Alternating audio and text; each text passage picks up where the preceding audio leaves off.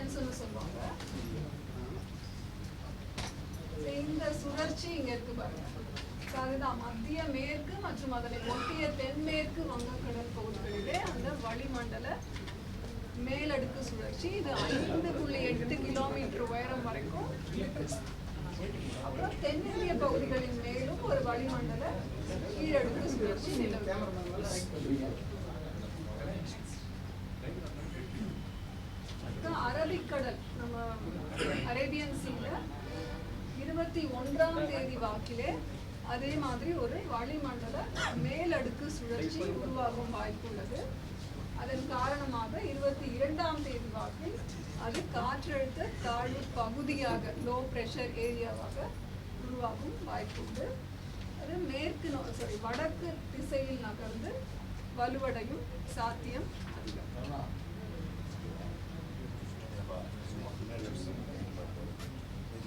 தென்மேற்கு பருவமழை குறித்த advancement of south west monsoon map. இந்த ரெட் கலர் லைன் பார்த்தீங்கன்னா அதுதான் இயல்பாக தென்மேற்கு பருவமழை எந்தெந்த பகுதிகளில் எந்த தேதிகளிலே பரவும் அப்படின்னு.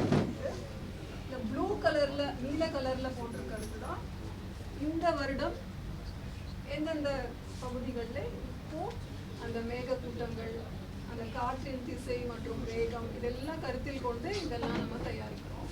இப்படி பார்த்தீங்கன்னா தென்மேற்கு பருவமழை இன்று தெற்கு அரபிக்கடல், இந்த 19th மே தெற்கு அரபிக்கடல், மாலத்தீவு, குமரிக்கடல், தெற்கு வங்கக்கடல் பகுதிகளில் மேலும் சில பகுதிகளுக்கு பரவியுள்ளது.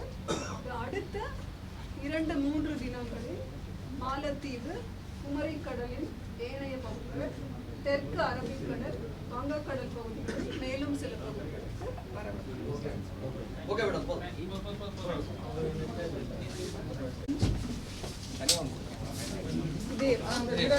எல்லாருக்கும் தனியா கொடுத்தா நிறைய நேரம்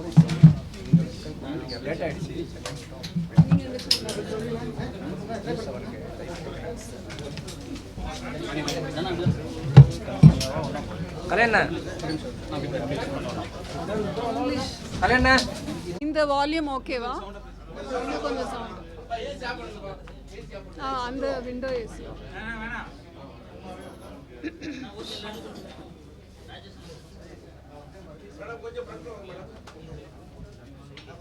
ஹைட்டன் வேற சொல்லிட்டீங்க, எனக்கு கொஞ்சம் இடிக்குது.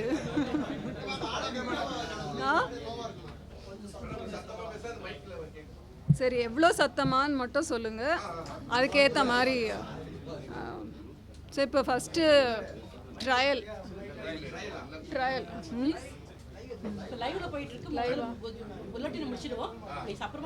பைட்டா முடிச்சிடலாம் ஃபர்ஸ்ட். இந்த சத்தம் ஓகேவா? ஓகே.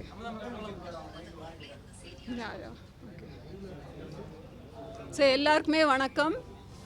இன்று 19ஆம் தேதி மே வானிலை நிலவரம் குறித்த ப்ரெஸ் மீட் இது. முதல்ல மத்திய மேற்கு மற்றும் அதனை ஒட்டிய தென்மேற்கு வங்கக்கடல் பகுதிகளில் ஒரு வளிமண்டல மேலடுக்கு சுழற்சி நிலவுகிறது. தென்னிந்திய பகுதிகளின் மேலும் ஒரு வளிமண்டல கீழடுக்கு சுழற்சி நிலவுகிறது. இது update about Bay of Bengal. அப்புறம் கர்நாடக கடலோர பகுதிகளுக்கு அப்பால் உள்ள மத்திய கிழக்கு அரபிக்கடலில் வருகின்ற 21ஆம் தேதி வாக்கில் ஒரு வளிமண்டல கீழடுக்கு சுழற்சி உருவாகக்கூடும். இதன் காரணமாக 22ஆம் தேதி வாக்கில் அதே பகுதிகளில் ஒரு காற்றழுத்த தாழ்வு பகுதி, லோ பிரஷர் ஏரியா உருவாகக்கூடும். பிறகு இது வடக்கு திசையில் நகர்ந்து மேலும் வலுவடைய கூடும். தென்மேற்கு பருவமழை குறித்த அப்டேட் பார்த்தீங்கன்னா, தென்மேற்கு பருவமழை இன்று தெற்கு அரபிக்கடல், மாலத்தீவு, குமரிக்கடல், தெற்கு வங்கக்கடல் பகுதிகளின் மேலும் ஒரு சில பகுதிகளுக்கு பரவியுள்ளது. இது அடுத்த 2-3 தினங்களில் மாலத்தீவு, குமரிக்கடலின் ஏனைய பகுதிகள், தெற்கு அரபிக்கடல், வங்கக்கடல் பகுதிகளிலும் மேலும் சில பகுதிகளுக்கு பரவக்கூடும். அப்புறம் இன்று காலை 8:30 மணி வரைக்கும் பெய்த மழை அளவுன்னு பார்த்திங்கன்னா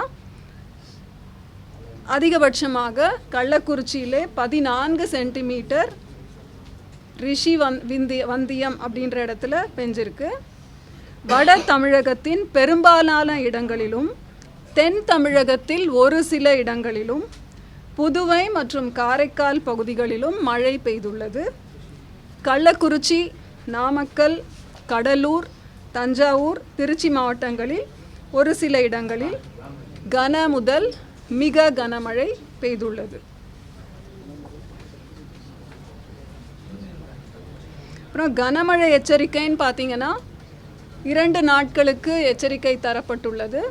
19ஆம் தேதி மற்றும் 20ஆம் தேதி.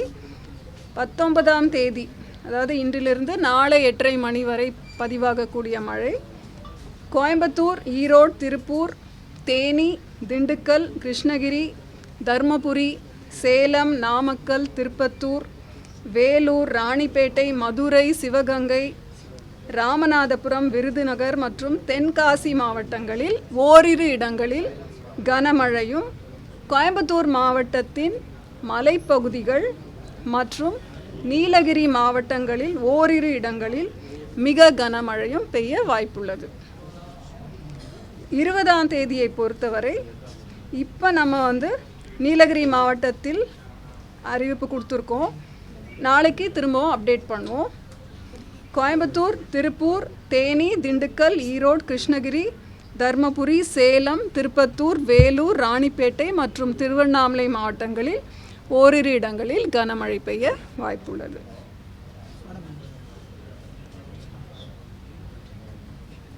அப்புறம் சென்னை மற்றும் புறநகர் பகுதிகளுக்கான வானிலை முன்னறிவிப்பு. இன்று 19ஆம் தேதி வானம் ஓரளவு மேகமூட்டத்துடன் காணப்படும். நகரின் ஒரு சில பகுதிகளில் இடி மின்னலுடன் கூடிய லேசானது முதல் மிதமான மழை பெய்யும் வாய்ப்புள்ளது. அதிகபட்ச வெப்பநிலை 33 to 34 டிகிரி செல்சியஸை ஒட்டியும், குறைந்தபட்ச வெப்பநிலை 26 to 27 டிகிரி செல்சியஸை ஒட்டியும் இருக்கக்கூடும். நாளை அதே மாதிரி தான். இந்த 2 நாள் மட்டும் கொஞ்சம் வெப்பம் குறைச்சலாக இருக்கும். அதற்கு பிறகு படிப்படியாக 2 to 3 டிகிரி வரை உயரக்கூடும். அந்த மேப்பில் நம்ம கொடுத்துருக்கோம். அது அந்த மேப்பை ப்ரொஜெக்ட் பண்ணி சொல்கிறேன். அப்புறம் மீனவர்களுக்கான எச்சரிக்கை. தமிழக கடலோர பகுதிகள்னு பார்த்திங்கன்னா இன்று 19ஆம் தேதி தென் தமிழக கடலோர பகுதிகள், மன்னார் வளைகுடா, அதனை ஒட்டிய குமரிக்கடல் பகுதிகள் மற்றும் தென் தமிழக கடலோர பகுதிகள், மன்னார் வளைகுடா மற்றும் அதனை ஒட்டிய குமரிக்கடல் பகுதிகளுக்கு செல்ல வேண்டாம் என்று அறிவுறுத்தப்படுகிறார்கள். எதனால் அப்படின்னா, சூறாவளி காற்று மணிக்கு 45 முதல் 50 கிலோமீட்டர் வேகத்திலும் இடையிடையே 55 கிலோமீட்டர் வேகத்திலும் வீசக்கூடும். வங்கக்கடல் பகுதின்னு பார்த்திங்கன்னா தெற்கு ஆந்திர பகுதிகள், தென்மேற்கு வங்கக்கடலின் வடக்கு பகுதிகள் மற்றும் அதனை ஒட்டிய மத்திய மேற்கு வங்கக்கடல் பகுதிகளில் செல்ல வேண்டாம் என்று மீனவர்கள் அறிவுறுத்தப்படுகிறார்கள். 20 முதல் 23 மே வரை எச்சரிக்கை மீனவர்களுக்கு எதுவும் இல்லை. அதே மாதிரி அரபிக்கடல் பார்த்திங்கன்னா 19ஆம் தேதி மத்திய கிழக்கு அரபிக்கடல் மற்றும் தென்கிழக்கு அரபிக்கடல், கர்நாடக கேரள கடலோர பகுதிகள் மற்றும் அதனை ஒட்டிய லட்சத்தீவு பகுதிகள். 20ஆம் தேதி மத்திய கிழக்கு அரபிக்கடல் மற்றும் தென்கிழக்கு அரபிக்கடல், கர்நாடக கேரள கடலோர பகுதிகள் மற்றும் அதனை ஒட்டிய லட்சத்தீவு பகுதிகள். 21 முதல் 23 வரை மத்திய கிழக்கு அரபிக்கடல் மற்றும் தென்கிழக்கு அரபிக்கடல் பகுதிகள், கர்நாடக கேரள கடலோர பகுதிகள் மற்றும் அதனை ஒட்டிய லட்சத்தீவு பகுதிகள். ஸோ இந்த தினங்கள் விரிவாக புல்லட்டினில் நம்ம கொடுத்துருக்கோம். இந்த நாட்களில் மீனவர்கள் இந்த பகுதிகளுக்கு செல்ல வேண்டாம் அப்படின்னு அறிவுறுத்தப்படுகிறார்கள். கோடை மழைன்னு பார்த்தீங்கன்னா மார்ச் ஏப்ரல் மே இன்று வரை 19ஆம் தேதி மே வரைக்கும் தமிழ்நாடு, புதுவை மற்றும் காரைக்காலில் பெய்த அளவு வந்து 192.7 மில்லிமீட்டர். 192.7 மில்லிமீட்டர். இயல்பு நிலைன்னு சொல்கிற நார்மல் வந்து 101.4 மில்லிமீட்டர். இது வந்து சராசரி நிலையை விட 90% அதிகம். அதான் ஆல்மோஸ்ட் தமிழகம் மற்றும் புதுச்சேரியில் ஒவ்வொரு நாளுமே ஏதோ ஒரு பாகத்தில் மழை பெய்துட்ருக்கு. அதனால இது இயல்பை ஒட்டி அதிகம், இயல்பையை விட ஜாஸ்தி இருக்கு. ஸோ பைட்டை பொறுத்த வரைக்கும் அவ்வளோதான். வேறு ஏதாவது கேள்விகள் அப்புறமா சொல்லிக்கலாம். தென்மேற்கு அதாவது கேரளாவில் துவங்கப்பட இருக்கிற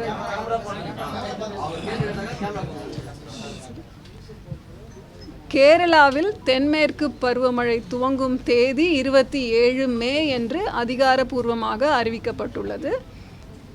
அதனை ஒட்டிய ஒரு சில நாட்களுக்கு கழித்து தமிழக பகுதிகளுக்கும் அது பரவக்கூடும்.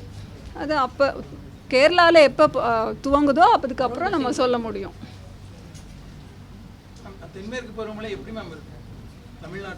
நம்ம லாங் ரேஞ்ச் ஃபோர்காஸ்டிங்கில் கொடுத்துருக்கோம் இல்லையா, இயல்பிலிருந்து 104% of the long period average கொடுத்துருக்கோம். +or-7%. ஆமாம், வேறு ஏதாவது கொஷின்ஸ் ஜென்ரலாக கேட்குறது அப்புறமா பைட் வரைக்கும் முடிச்சுக்கலாம்.